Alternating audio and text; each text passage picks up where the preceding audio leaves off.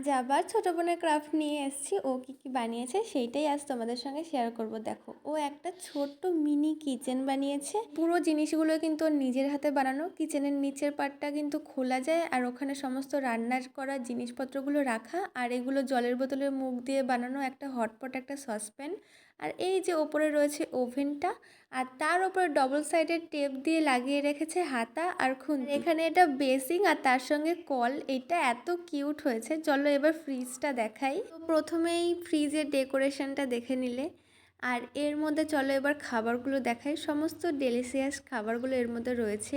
ইডলি, পিৎজাটা তো just wow হয়েছে, আর তার সঙ্গে এই আইসক্রিমের বাউলটা, আর রয়েছে কোন, আর আগের দিনের ধোসাটাও রেখে দিয়েছে, আর এটা হচ্ছে কর্ন, আর এই ডিম রাখার ট্রেটা, আর ডিমগুলো এত কিউট, আর তার সঙ্গে এই অমলেটটাও। ছোট্ট একটা টমেটো, একটা ক্যারট, একটা বিট, আর এর মধ্যে রয়েছে কড়াইশুঁটি।